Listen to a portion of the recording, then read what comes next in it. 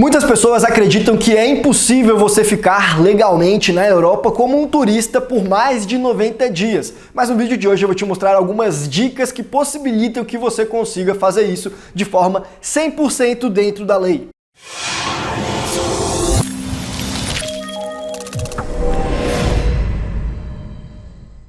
Pessoal, eu me chamo Guilherme, sou advogado e aqui no canal da Capital Global a gente conversa sobre investimentos, empreendedorismo, planejamento tributário e estratégias de internacionalização. Então se você gosta desse tipo de conteúdo, considere se inscrever aqui no canal, ativa o botão das notificações clicando no sininho e, é claro, não esquece de clicar no botão de gostei também para dar uma força para que o YouTube entregue esse conteúdo para cada vez mais pessoas. E no vídeo de hoje nós vamos falar sobre as possibilidades de você passar mais tempo na Europa, mais do que 90 dias, e continuar como um turista. Porque uma das grandes vantagens que nós temos ao internacionalizar a forma como nós ganhamos dinheiro nos nossos investimentos, nos nossos negócios, é justamente conseguir posteriormente ter essa liberdade geográfica. A maior parte das pessoas que montam um negócio online para vender para o mundo inteiro, por exemplo, e ganhar em moeda forte, em euros, em dólares, muitas vezes morando aqui no Brasil em moeda fraca,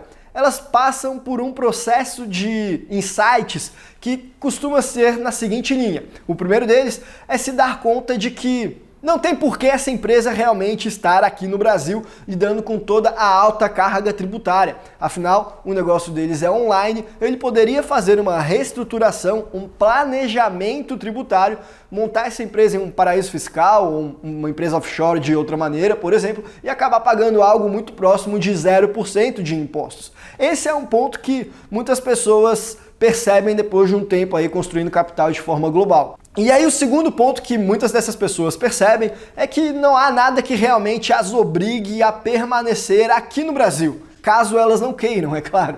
Se elas quiserem viajar para o mundo, viver como nômade digital ou ir morar num país que elas se sentem mais confortável, elas podem ter essa liberdade. E a mesma coisa se aplica para outras pessoas que não têm negócio, mas que de repente querem tentar a vida em um outro país, conseguir um emprego lá, às vezes nem empreender, ou ainda só quer ter a liberdade de ir morar, sei lá, na Europa porque tem um namorado ou uma namorada que mora lá e aí quer passar mais tempo, enfim. Mas o ponto é que quando você começa a sair do Brasil e querer passar mais do que 3 meses no exterior, aí você começa a se deparar com algumas dificuldades, principalmente em relação à autorização para residência. E veja, tem alternativas muito interessantes de você aplicar para uma residência permanente, que elas podem ser a solução para esse tipo de situação.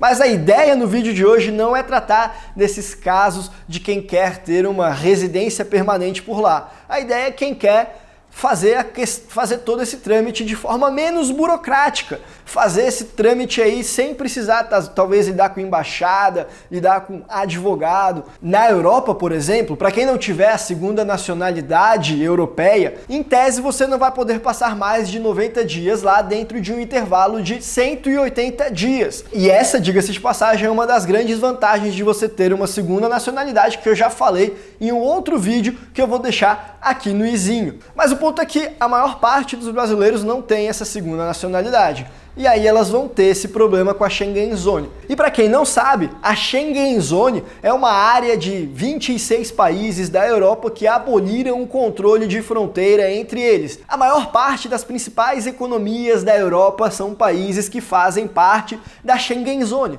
mas nem todos eles. Às vezes, alguns países da União Europeia não fazem parte desse conglomerado da Schengen Zone e também alguns outros países são da Europa, não são da União Europeia e não são da Schengen Zone também. Então aqui a gente já pode ir para a primeira dica, e a mais óbvia de todas elas, de uma forma que você consegue legalmente permanecer na Europa por mais do que 90 dias. Veja, se esse controle é apenas para os países que estão na Schengen Zone, você pode intercalar o tempo que você está lá entre países que fazem parte desse grupo e outros países que, embora estejam na Europa, eles não fazem parte.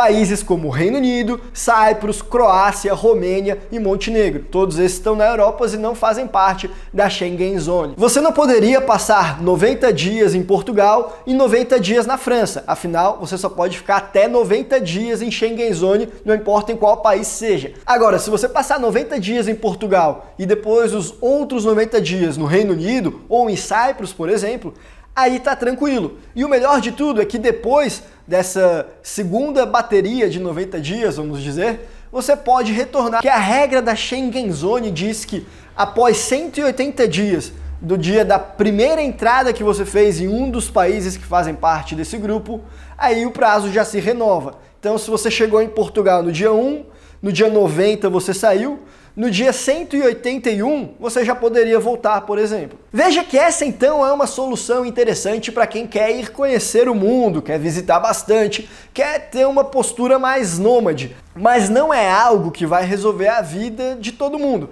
Aquelas pessoas que querem firmar bases em um país em específico, aí essa solução já não vai mais ser tão interessante assim. Elas vão ter que buscar outras alternativas. E aí uma segunda opção que nós temos então é aplicar para um Work Holiday Visa, que na verdade é muito mais uma autorização para que você possa permanecer mais tempo lá na Europa. É uma autorização que permite você viver, viajar e trabalhar por lá por um tempo determinado. São alguns programas que funcionam muito bem, mas eles têm algumas limitações, como por exemplo, isso muda de país para país, mas em regra, eles são só para pessoas jovens que têm menos de 30 anos ou quando muito menos de 35 anos. Embora eles te permitam passar mais tempo nos países, também não vai ser a vida inteira, normalmente é algo entre 6 meses a 2 anos. Em todo caso, é um visto mais simples de se conseguir, menos burocrático do que uma autorização